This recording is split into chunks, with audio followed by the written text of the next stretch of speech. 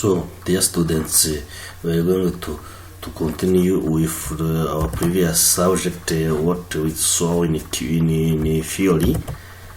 We saw that we can print out some documents using printers in UNIX.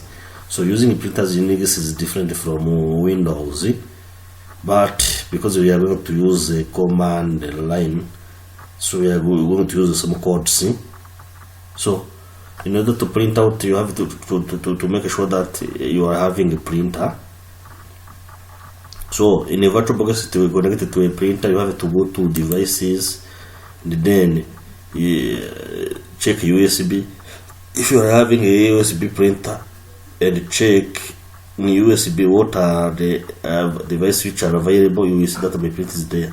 I have to click here to tick it. If it is ticked, it means that my printer is connected, it is okay. So after that what I have to do, I have to check if my printer can be connected, is it connected really. So I can click here at the start menu. I can click print, can type printer. So I click here on printers. I have to wait because I'm using the VirtualBox to be very slow, because I have connected the printer, so it will be very slow. So you have to wait.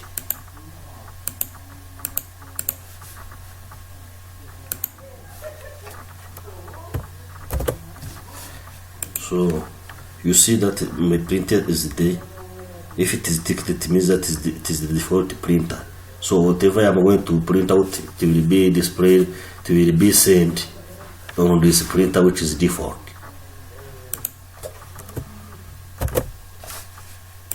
So to print out, I have to, I'm having a file. I check the file, I put a card, students. So in my students, in my file which is called student, I have put some contents like this. So I want to print it out. To print it out, I told you that you have to use the command LP. Then you write the file name students and you press enter. So you see that the request ID is deskjet 12. This is the printer name. From here, this is the printer name till here, series. So the printing job, or the first printing job is 1 here. This is the ID, request ID is 1. For the printer, which is the printer, this one. You see here, the message each says complete the printing. So the ID is 1, the printer name is this one. So I have a printed out one file. Okay, I can also use the another command LP key students. No. Okay, no problem. If I put a LP key, it will show the printer which is there. So I'm having this printer name which is ready to print. But if they say no entry, it means that there is no printing job in the queue. LP queue will show the queue. I can also use this command LPR students. So it will print out also the document is printing, but it won't show the message about the request ID and the printer name. It won't show this. It will only start printing only. So after that, what I have to do, I have to see what are the I can check again. I can print out using the same code, the previous command like this. This is another request. This is request ID 3. This was the one first request. This is this was the second request. This is the third request. So I want to check all requests which are in the queue. It is not a request which is in the queue. It is a request that you have launched, but it has not been completed. So it is in the queue. For example, you are requesting the printer to print, but it didn't print because there are some problem. For example, it was off or out of paper, or there is some communication issues. So the printing job will be stayed in the queue. It can even stay for years in the queue if you don't delete it. So here I can say, I can put the command I put previously LP queue to show me or job which are in the queue, that or printing processes which has not been completed. It means that I have launched the printing request, but the printer didn't print out. So it is this one. This is job 2, 3. This is request ID. So which file this file is, and it display the size of the file. So it means that this is active. It means that it is the one which is in the process. The first one, it means that it is in the next one, which if the first one if the active one is completed, the first one will continue. So I can also display the printing which are in the queue using the command lp start, like this. So it is the same, but they display different information. This will display the printer name, the users, or the owner of the file, or the person who launched the printing job, the time, and so on. So they will display additional information. I can have also a LP start out. Oh, it will be the same. It will display the same message. So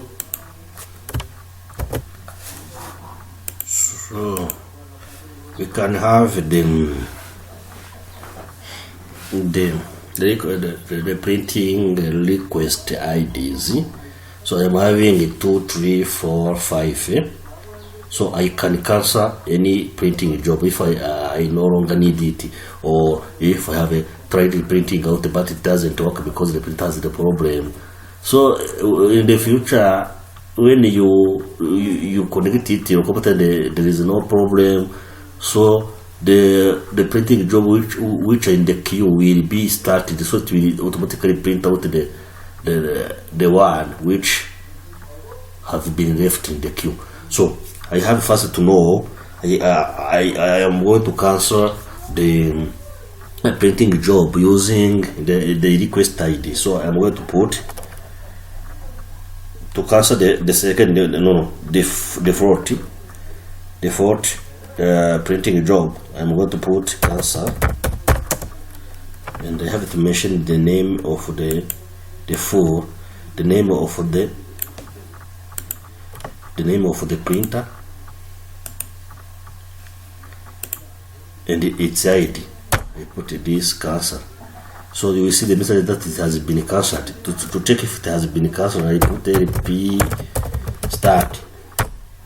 You see, the fourth one has been cancelled. So you can also cancel any printing job which belongs to you.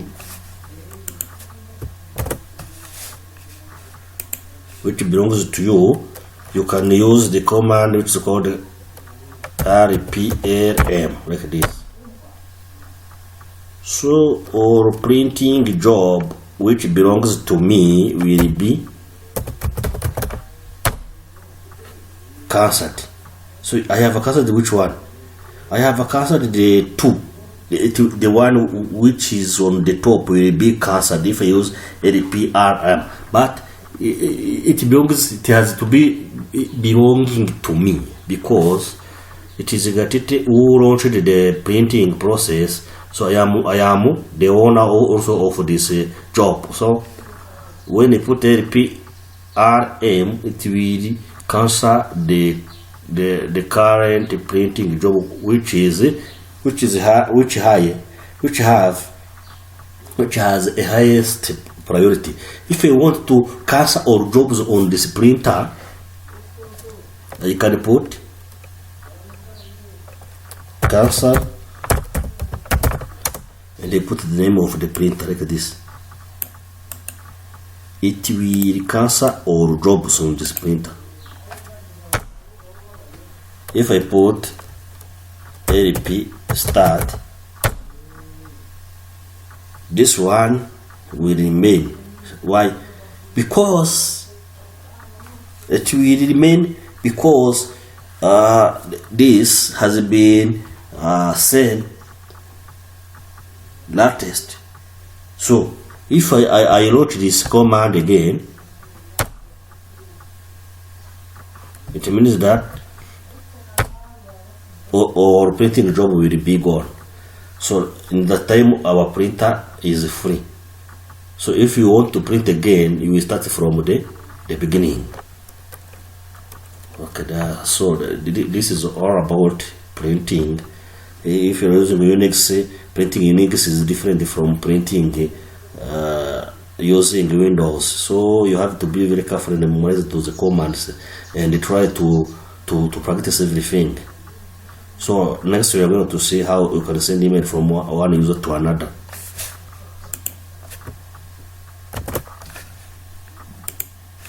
So we're going to see how to send a message from one user to another. So as you can see, you see that I have logged in as Gatete. The computer name is Gatete Minty. So the full email is composed by username and computer name. So my email is gatete@gatete.mint. I'm going to send a message to a user called Marcel@gatete.mint. So I have to type this mail. So first you have to check if mail is there. If I type mail, okay, mail is there. Okay, very good. But if it is not there, you have to install it. You have to be connected to the internet, and you are going to type sudo apt get install mail utils like this, and you have to put the password of your root. So like this, it will check if it is there. If it is there, okay, it means as it is saying 0 upgrade, new reinstalled, 0 to remove, and the 88 not upgraded. It means that it is already there. You see the message, she says mail utils is already the new West version. Okay, it is there, no problem. If it is not there, it will install it. So you have to make sure that you are having a mail utils there. So here, note that I'm using Linux Mint, or you can use Ubuntu, no problem. So after that is clear, I'm going to send the message. I write a mail. If I write a mail, I have no mail, so I'm going to send a mail. I put mail. Yes, this is it. The subject I put good morning. Good morning, sir, like this. Good morning, sir. And then I put the email, the destinator's email. I put Marcel@gatete.mint. So I press enter. I can forward the message to another person. For example, I put to myself. I send the copy to myself. I put Gatete.mint. I press enter. If I press enter, I'm going to say, I'm going to type a message. Hello guys, how do you do? So I press Ctrl D. So if it is like that, it means that the message has been sent. So to check if the message has been sent, first you see that I have sent the message to myself. So I have to read the inbox mail, I have to type a mail. You see that I am having a message from Gatiti. So this is the number 1. I type it here, 1, press enter. You see that the message came from Gatiti Mint saying, hello guys, how do you do? I can reply to him. So yes, it means I reply to myself. I type reply. So you see that I'm going to reply to Gatete Mint and Marcel Mint. It means it reply to all. The subject is good morning sir. A reply to the message good morning sir. So I am going to say thank you. Then I press enter and I press Ctrl D on the keyboard.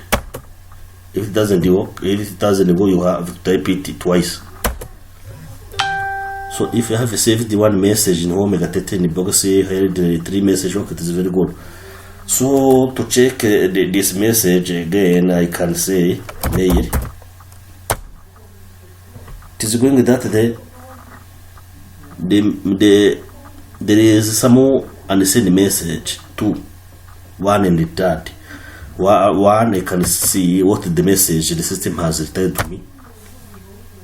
So this is the message showing that the message has not been delivered. So it is a message you can check yourself. So I can press enter, then I can put exit like this. After that, I exit, like I got it, I'm going to organize Marcel and see that Marcel has received the message. Exit. So I open as Marcel. So you see the message that it says I have a new mail. So to read the mail, type mail. You see that I have received 3 mail. The first one was coming from Root. Root was sending me a message 8 o'clock. 8:01, they Gatete send a message. So I read the message from Root, the first message. So he sent a message saying, hey, hi guys. I reply, hi, hello Root, the Ctrl D twice. So here I don't have a permission. If I don't have a permission, it means that I have to put a sudo mail. So I put the password for root user. So here, or you can type this sudo su. Type the message. Okay, if it is no problem, okay, no problem. So here I can leave the message if I put sudo mail. So this user is not able to read the message because he is a standard user. So what I have to do,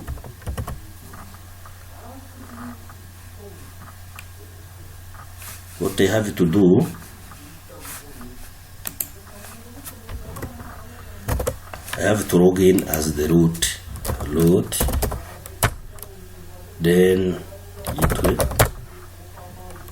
So I use root in negative. Okay, no problem. I put mail.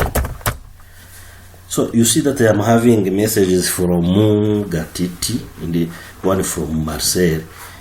So I read the first one. send from Gatiti.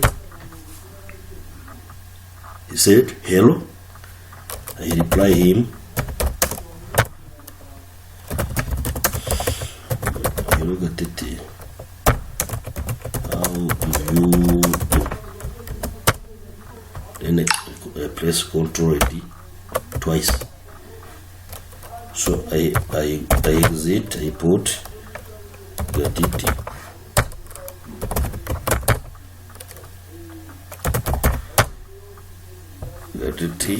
You see the last message, the 51. It is coming from root. I can read it by typing 5. So you see that I can read the message from the root. I reply. Then I say, thank you, root.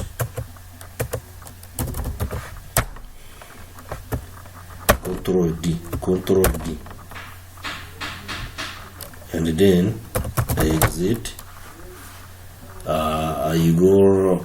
I log in like root.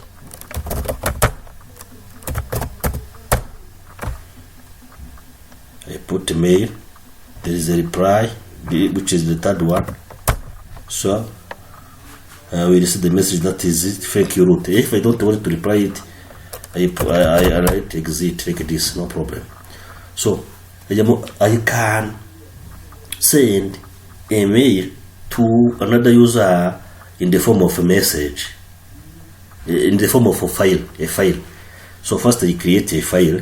I can create a file. I can create. I see which file I'm having. I don't have any file here. I check the current user. The current user is root. So first I create the file as Gatiti. So I check if I am having any file. There is a file which is called students. So I'm going to send the file from user Gatiti to the root user. So I am going to write my mail. Subject is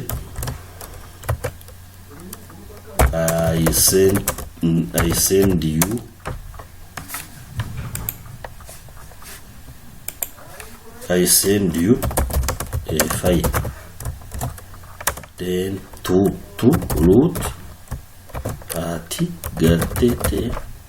Gatiti meet.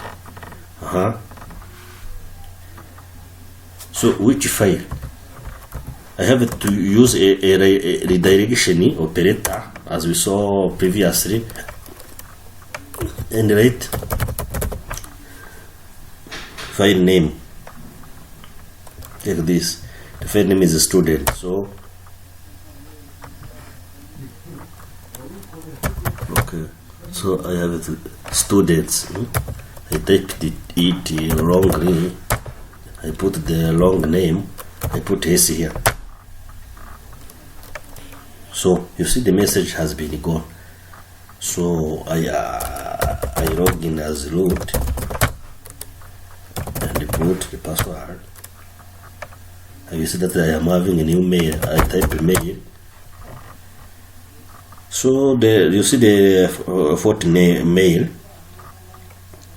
I open it. It automatically displays the content of the file. This is the content of the file. You see the content of the file? 3 lines.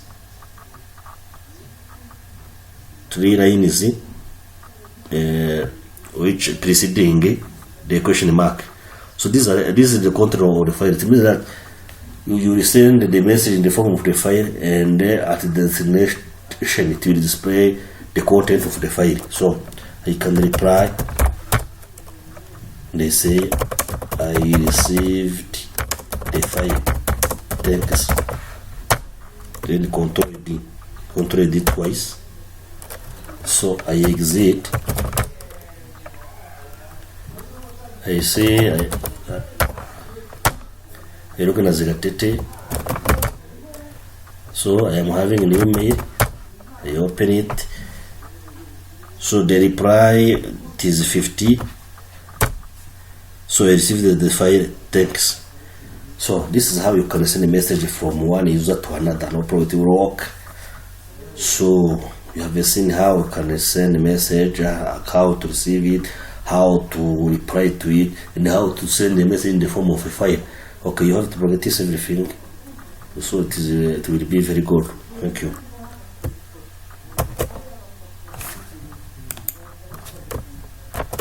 So we continue with the chapter 10. Chapter 10 consists of Linux processes, Unix and Linux processes management.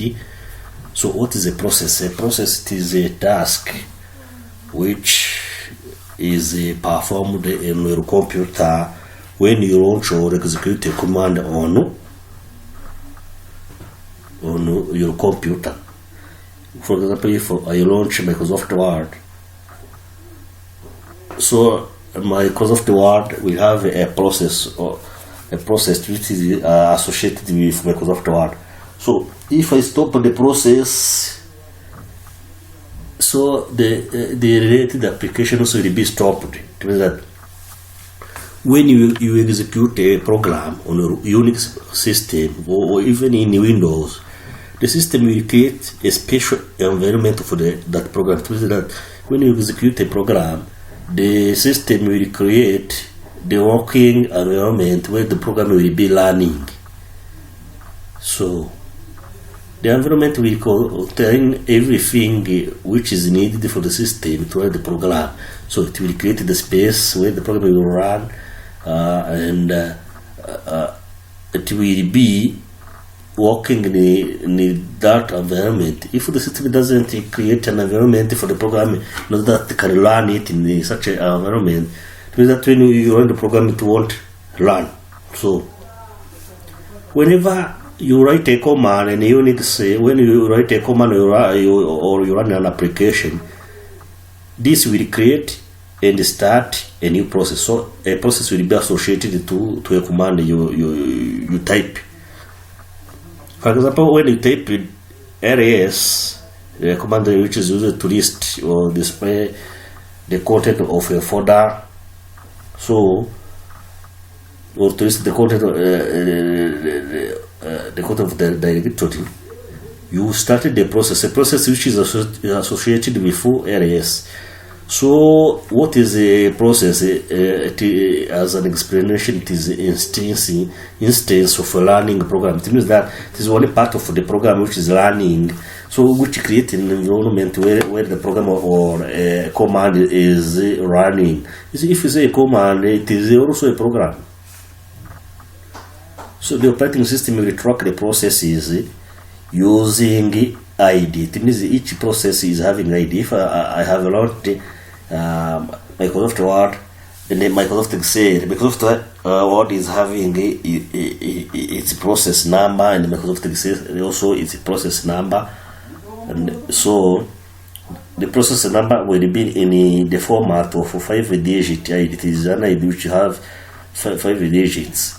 So this will be called PID. PID means the process ID or identification.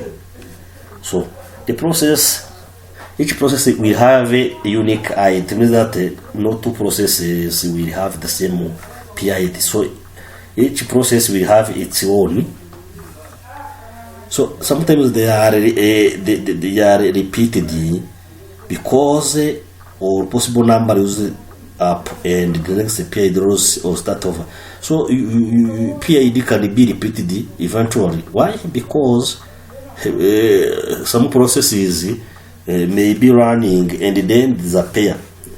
So running, stopping. So when a process is stopped, its ID is free, so it can be taken by another process.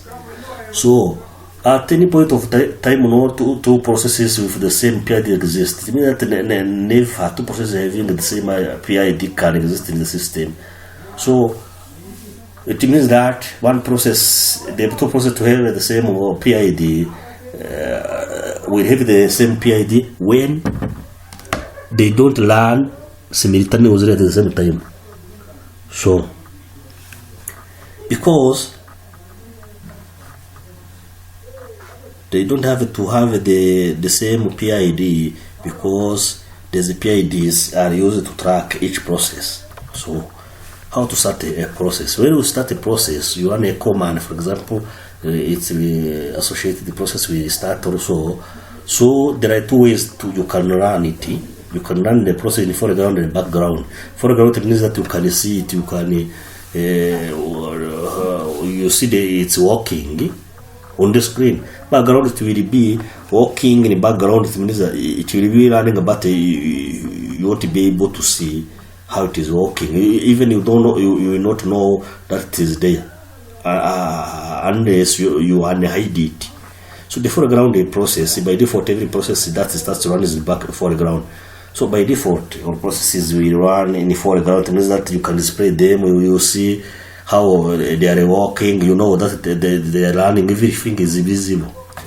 So it will get the input from the keyboard. Whatever you write will come from the keyboard and the input to the system, and then it will be sent out to the screen. You get input from the keyboard and the output to the screen. So for example, let's take an example for RS. If we wish to list or file into your current directory, you can use the following command. I can put //doc. It means that you can list the code or file starting by sh and ending by .doc. This will display the name of which starts from ch and then is doc. So we know it. We have done it. So the process runs in the foreground. This process runs in the foreground because you can see the output or the result on the screen. So the result is redirected or displayed on the screen. So that is why we say that is running in the foreground. If the ls command wants any input, which it doesn't. This doesn't need an input. What is used to display the code on the screen? It doesn't need the input. So it will wait for the keyboard. For example, we suppose if it was waiting, if it was expecting any inputs from the keyboard, so it will wait. So when a program is running in the foreground and it is time consuming, no other command can be run. For example, if I'm having a program and it doesn't run correctly, it is waiting. If it is in a waiting state, it will be consuming time. And the other command also, if you run the other command, they won't run because the one which is currently running has hanged the computer or the processor. Why? Because the prompt is made to serve one command at a time. So in that time, when the program is not responding, it means that the prompt is busy. So it will be busy until the program finishes processing and comes out. So it will be the prompt won't be available until the program finishes processing and comes out. So what is a background process? A background process is a process which will run without being connected to your keyboard. It will run without being connected to your keyboard. It means that it won't disturb you. You will continue working and there is no interruption. Even some people won't know that it is running. For example, if the background process requires any keyboard input, it waits. It means if it requires someone inputs, you want to input some data, so it will be waiting that other processes finishes processing. So advantage of running a process in background, it is that you can run other commands. You do not have to wait until the computer to start another. The background means that it won't disturb you. You continue working normally, so you can run other processes. There won't be any problem.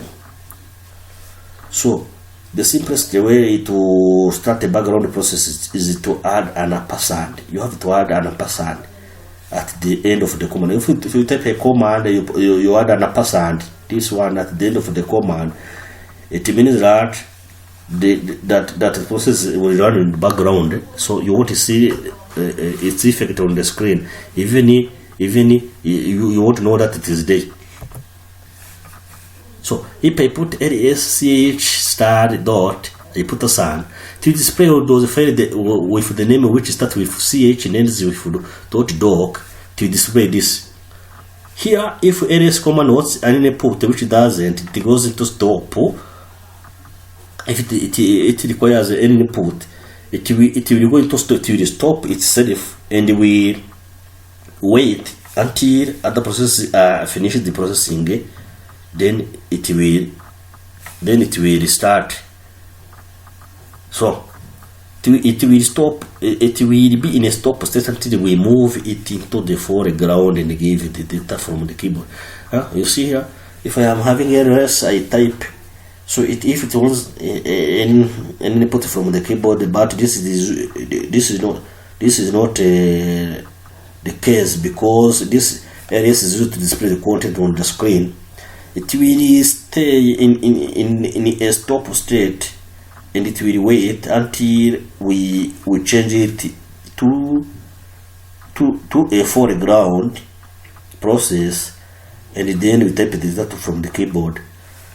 The first line contains information about the background process, the job number, and the process ID. You can have the job number, the process ID, the first line. The first line is this one. This is the process number.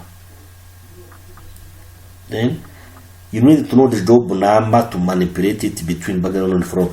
If you want to take a process from foreground to background or background to foreground, you have to know, you have to manipulate its job, not the process ID.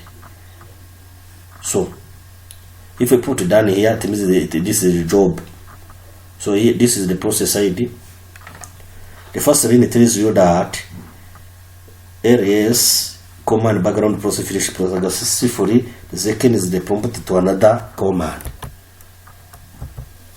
So for example, here what we are saying that only we have to know what is the main thing here is to know that a process will be an instance of running a program which will help you to manipulate the program using such process. It can be running in the foreground. You see the result on the screen. On the background, it will be working in the background, and even if you won't see anything on the screen, you won't even know that what is going on. So it won't disturb you. You will continue running your programs without any problem. So we can list the running processes. It is easy to see your own process by running ps command. I can see the processes. Let's see. I use the command which is called ps, which is called the processes, which means the processes. So this will show all the processes which are currently running and they are associated with the program which are open now. So if I put the PID here, it will display the referring content. It will show to display PID. PID, it is the process ID, the process ID. Here it will show TTY. TTY, it means terminal. So it means when you are working on a computer, for example, there is what is called a terminal. It means it is an environment where different processes can work, or different users. So if you are having many users, so they must be using different terminals. For example, the first user can be using terminal 1, the last one using terminal 3, like that. So this is the process which has this a process having this ID. So it is running on terminal 3 at this time. The second process was running on the same terminal this time. The third one was running at this time. So the command ch was running on timer 3. After that, there was a file which is called abword, which was running on terminal 3 at this time. And the last one, it was a PS, which is this one, which ran at this time here. So I can check first. We check. I can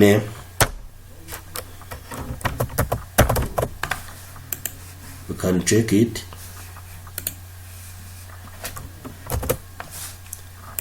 So here I can do what I can do. I can write the command ps like this. I will see so many. I can see processes, two processes. This is the first one is having PID, which is 5909, running at TY4 at time of 000. The command was a bash command. The other one was having the PID 5926 TY4 at the same time. This is the process, the command which is called PS. Can type the other command which is called ls. And I put the PS. So I can't see this command which is called ls because I executed it and then it processed and they finished. So as you can see, you see the commands. Me too. I have launched a command here. I launched a command which is called, for example, ch. So I display the content, the list of running process. I put the PS. So you see, I'm running a command called bash, ch, and PS. These are the currently running processes associated with this command I have typed. So there are some flags or option. If I say if it is for full option, it means that to display full information or more information about the command and the process running. If I put, for example, PS option F, it is going to display more information. You see, compare this to this, it is different. It means that to show user ID, the user who is currently logged in, process ID, this one, and the time, and the TTY, and the command. So you see, you can find so many information according to the process you are having now. So if I put PS to give some of your information, but if I put F, which stands for full, to display for information. So for example, UID, the user ID that process belongs to, the user ID. So the user ID, my user ID is Gatiti. So this is the user ID to which this process belongs. It belongs to Gatiti. PID means it is the process ID. This is the process ID here. Then PID it means parent process ID. Parent means that there may be some parent process which has generated the child process. So PID it means that it is the parent ID which has generated this one. So bash process ID is this one, but its parent is this one. It means that the process which actually has generated this one. The parent of CH is this one, which generated this one, and so on. So C, it is CPU utilization of process C. So this process has not consumed nothing in my CPU, for my CPU. So it consumed no memory, nothing. So it didn't utilize the process, the CPU. This time it is process start time. This is the process start time. This one, it started at this time. What is the terminal time? It is the time which has been taken by process. The process took 0 seconds to do what, to run. So it is very fast. The command, it is the command which stated the process, this one here. If I put the P, there are other options which can use with PS. If I put option A, it will show information about our users. Can you put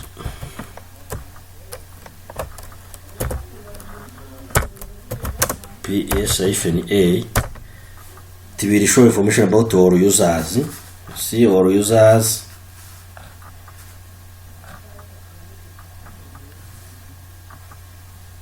It is having our information. So of what is running, of what is currently running. You see, I am running statex, xorg, cinnamon settings. So these are the background process. We cannot see them. So this information are about our users. It means that the information running not from under. They are running also from other users. So if I put XC, will show information without the terminal. It will show all information, but the terminal removed. We put PS X.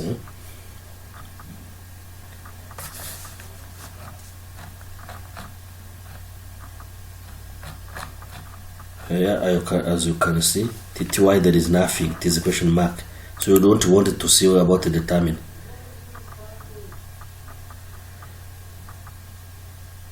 You also, it is like F, it will display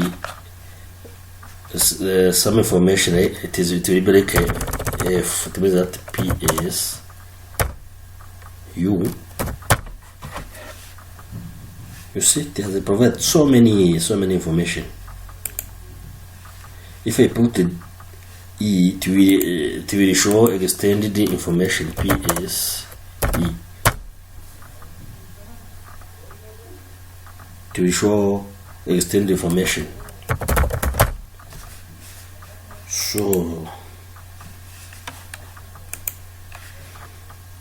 how to stop a process? Ending the process can be done in several different ways. Often from a console-based command sending a control C stroke. The default interruption character will exit the command. If you are in a command, you can exit a process by using control C. Control C. Because here there is no process, I can put exit. Exit. Okay, clear. Then I can have I display processes. So if I am running a program, I can say, for example, I can put VI stood like this. So when I'm in a VI, I'm having a problem with VI. I want to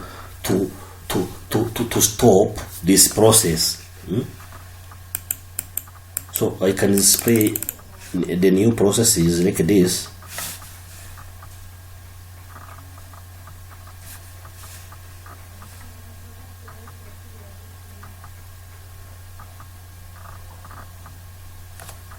I can put PS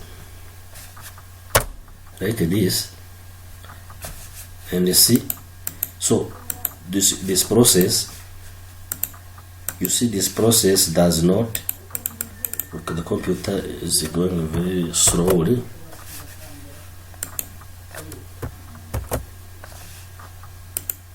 So I want to stop this. I have to put a control C.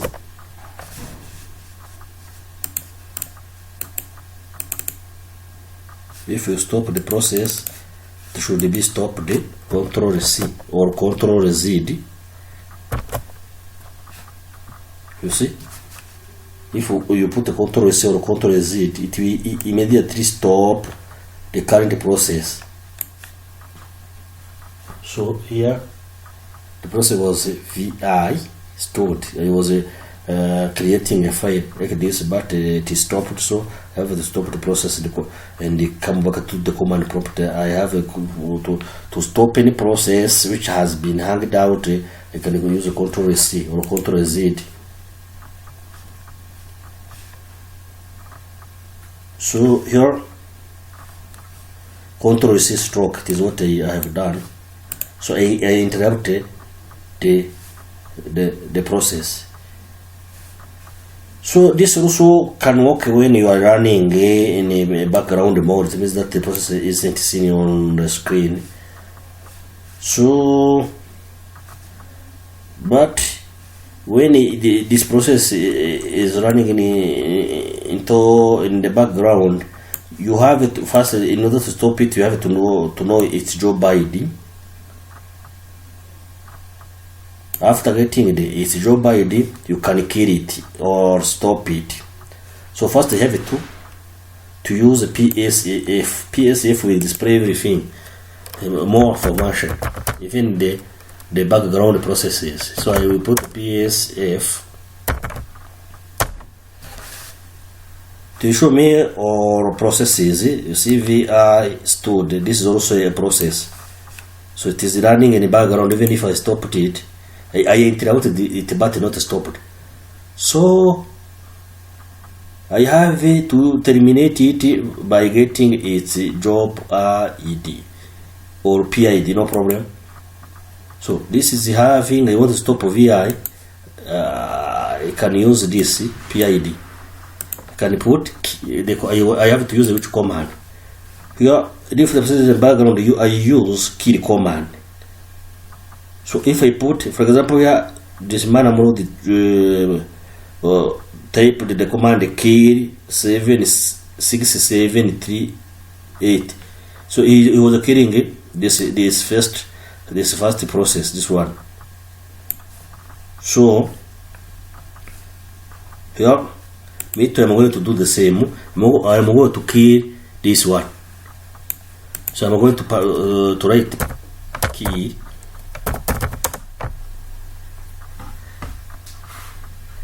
65 81 like this. So if we write the PS again, I will see that the VI has gone. So this is very important when you are having a program which stops learning and it is interrupting or it is stopping other program to learn. You have to kill them using by displaying its associated process and then getting its process ID, and then you use kill command followed by the process ID, so it will stop immediately.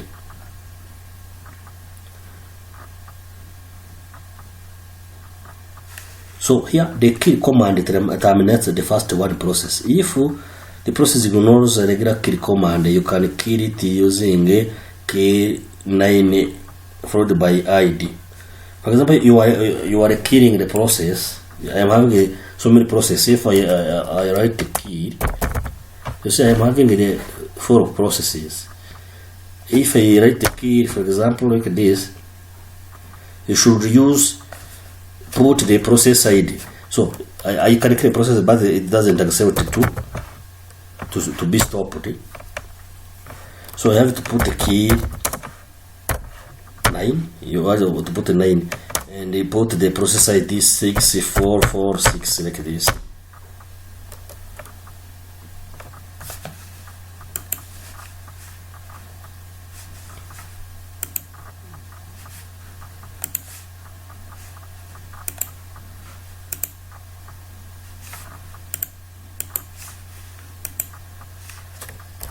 I have PS like this. I have to kill the third one. If you kill process and it doesn't accept to be killed, you put option 9, then you put the process ID, you put the 6609 like this. So you see the first process has been killed. So sometimes you can kill a process that doesn't accept to be killed, so you have to put 9 to force it to be killed. So I have also to the top command. This command is used for quick showing a process sorted by various terminal criteria. So this will be used to display all processes, but it will sort them according to a criteria it randomly choose. So it is an interactive diagnostic tool that updates frequently and shows information about the physical and virtual memory, CPU usage, the average, and your business processes. So it will show information about physical and virtual memory. Virtual memory, the consumed or physical memory, RAM, consumed CPU, how the percentage of CPU usage, load average, how time of duration, the average of time of duration it required to load a process or a program or some processes which are busy. So I can put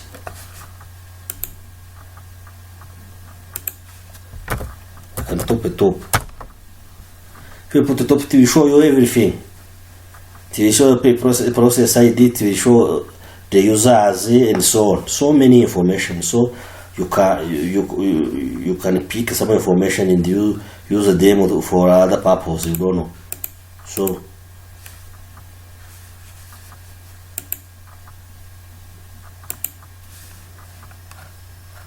you can have also other commands.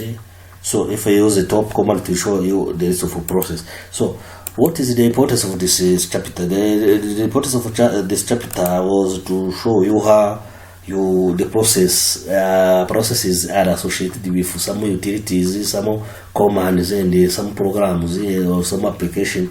When you launch an application will wake up a process which is associated to it.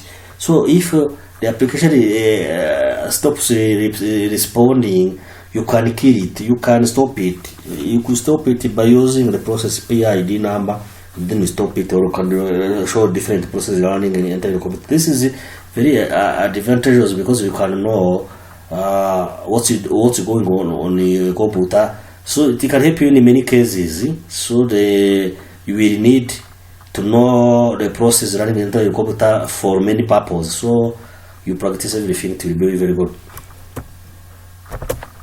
Dear students, let's continue with Linux Unix network communication utilities. We are going to see utilities which are used for network communication in Unix. So when you work in a distributed environment, it means that where you have different computers connected to the internet. You can need to communicate from one computer to another. So you can communicate with remote user. It means that users who are using other computer on your network, and also you can access remote Unix machines. So there are several Unix utilities which will help you to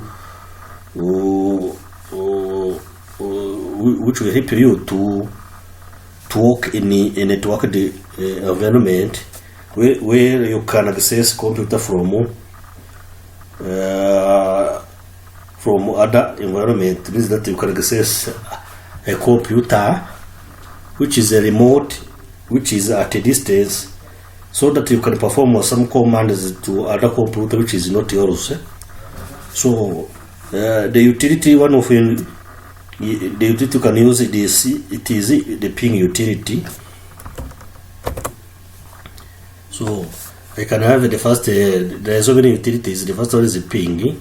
So the ping command will send an echo request to a host available on the network. The ping is a command which is used to send an echo request, a request to test if the host is available on the network. If it is available, it means that if it has a valid IP, if you and it is on, and then you connect it to the network, it means that you can reach it. So before you connect it to a machine, you have to first check if it is reachable, so that you can reach it on the network. You have first to ping it. To ping it, it means that it is like you send a test request. So if the host, the remote host replies, it means that it is reachable. So you will try to access it remotely, but after making sure that it is reachable. So you can check if the remote host is responding well or not. So the ping command will be used to track and isolate hardware and software problem.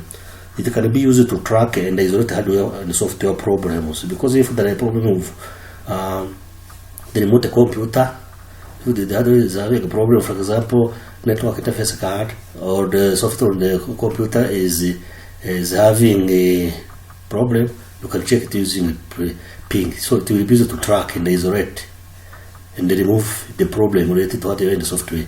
You can also determine the status of the network.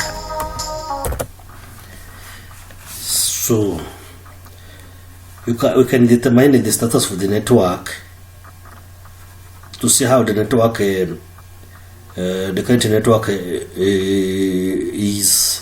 It means that you see if the network is working smoothly or not by using the ping command. If there is a problem with the network, the ping command will return. You want to get a response from the remote computer. So it can be to use to test and measure and manage the network also. So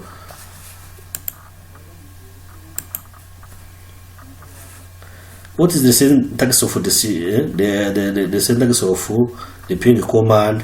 We ping the host or IP address. The above command starts printing a response after every second. This is that you will ping the host name or use its IP address. So if the computer or the host is available and it is working, you will get a response from that host after every second. So to come out of the command, you can terminate by using Ctrl+C. Use Ctrl+C to go out of the command. So as you can see,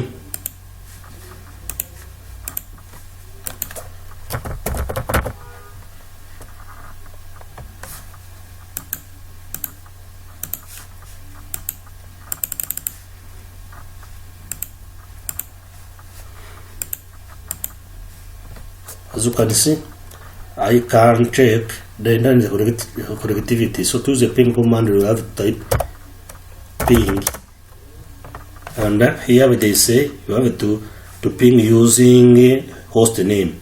So I can use the host name or domain